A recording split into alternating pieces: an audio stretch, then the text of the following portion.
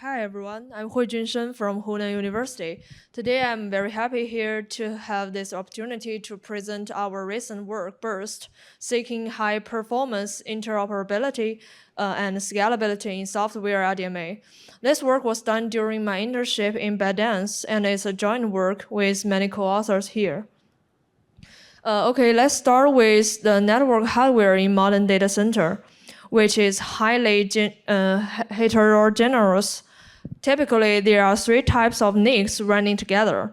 The middle one is commercial RDMA NICs, short for RNICs, that is the most popular one and provide hardware offload and ultra-low latency. The left picture shows latency Ethernet NICs that rely on software stacks like TCP/IP. And the last one, here are also many custom in-house NICs designed with domain-specific features. Well, during the development of these applications like LLM interface brings new requirements for high-speed networks. However, this hardware diversity I mentioned before creates critical demands, the interoperability, which is often overlooked. Specifically, we need high-speed communication between non-RNICs and commercial RNICs. We refer to this as the NR2R scenario. In this talk, we define non-RNIC as all Ethernet NICs without the rocky feature, including latency Ethernet NICs and other custom in-house hardware. So where we meet this NR2R problem as the bottleneck? In our research, we found three major scenarios in production. First, we meet this NR2R interoperability issue in some merging application architectures. Let's take the LLM interface as a prime example.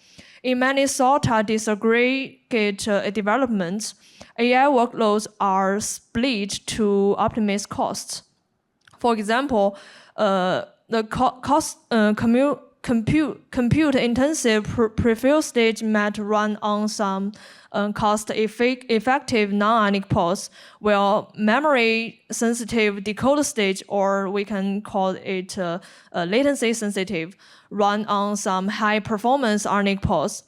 In this situation, the transferring massive KV cache between these two pods is on the critical path.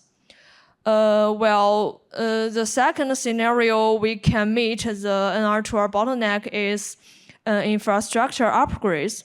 In most large-scale data center, with hundreds of thousands of nodes, there are over 20% are latency NICs. When they talk to the new developed RNICs, the network chokes. Well, third, network protocol innovation also faces this interoperability issue.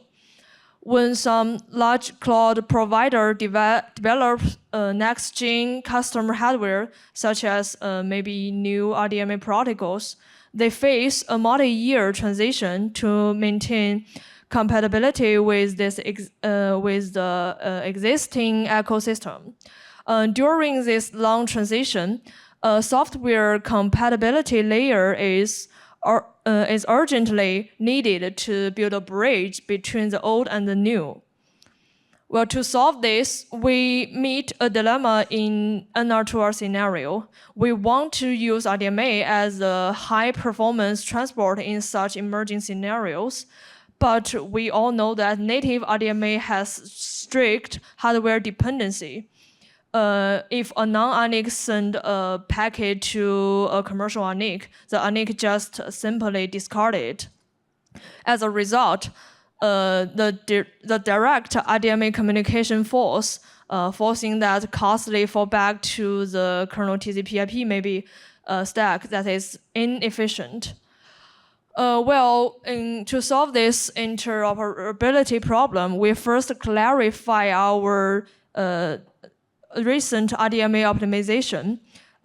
Specifically, the first is RNIC to RNIC, and the second is non-RNIC to non-RNIC. Well, there are a bunch of work about R2R and NR2NR,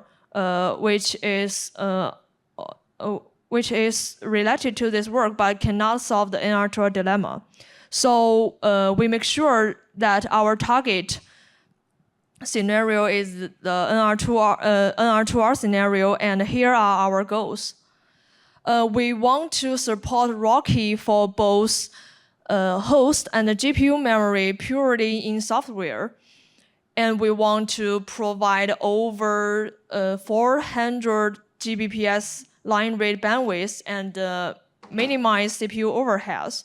And crucially, we want to maintain the application transparency for better deployment.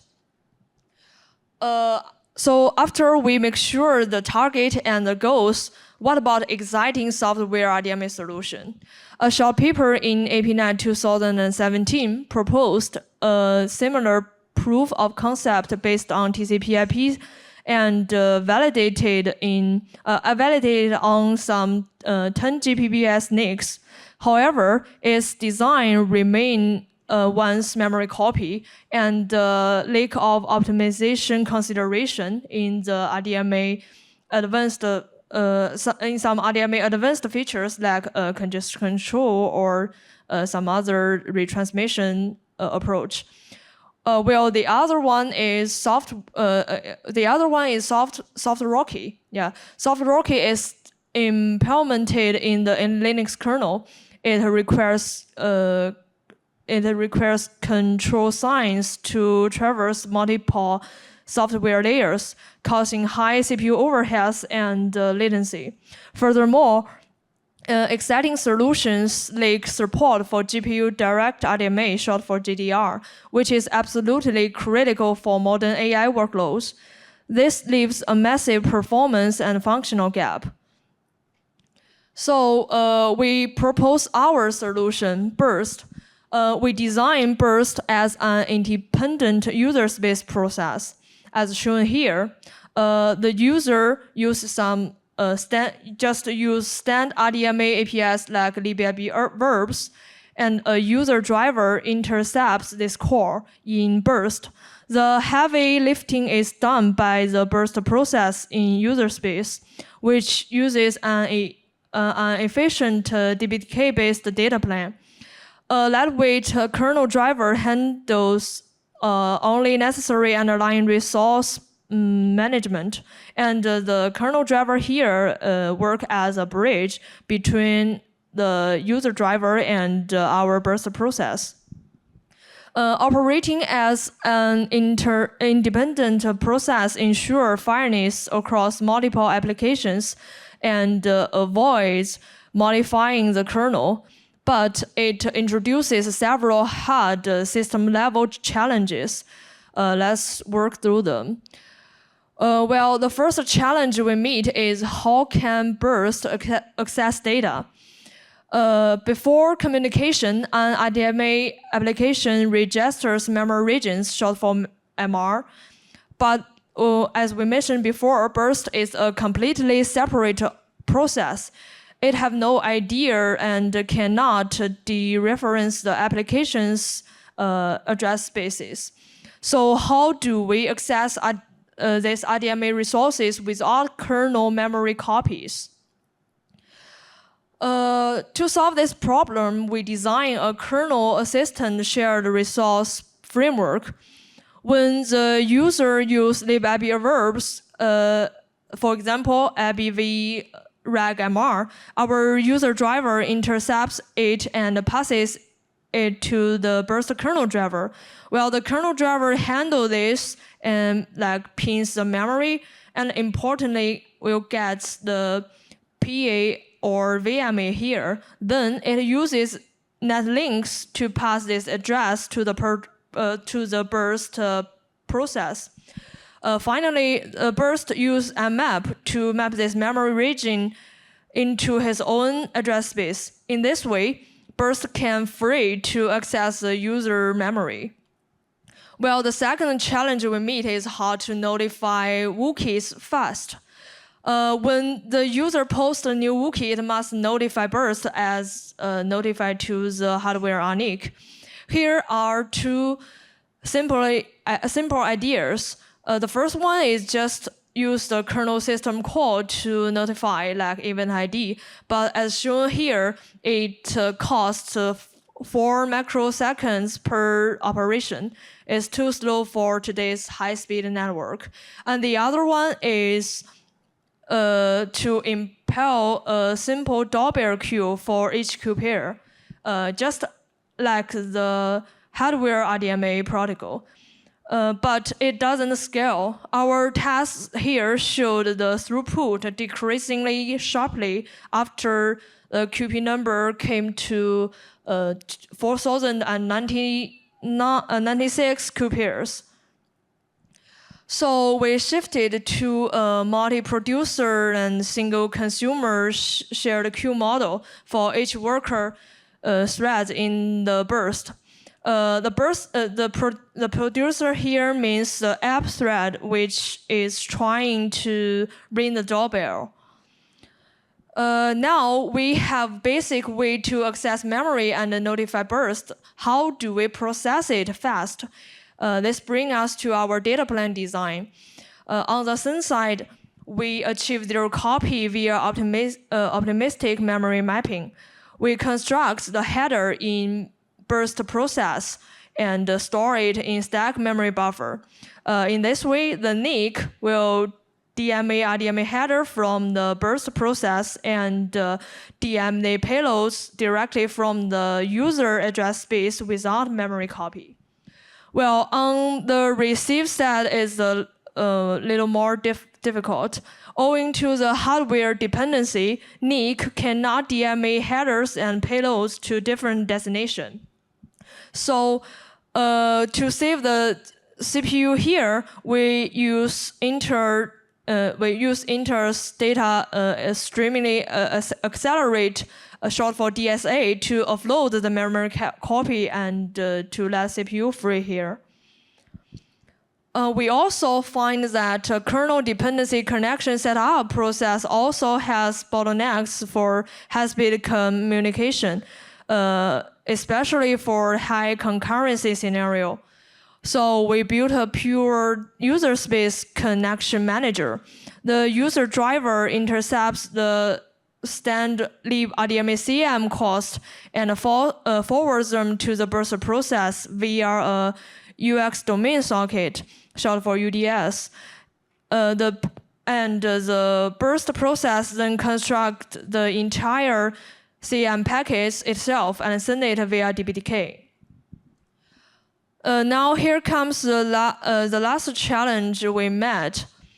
Moving to the transport layer, here is a challenge is the congestion control divergence.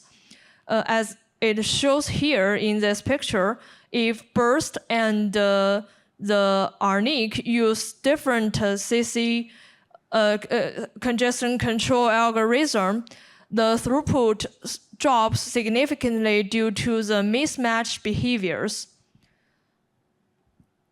And to solve the problem, this problem, we through a pre-transmission negotiation, we discovered that standard RDMA CM packets contain a vendor ID field.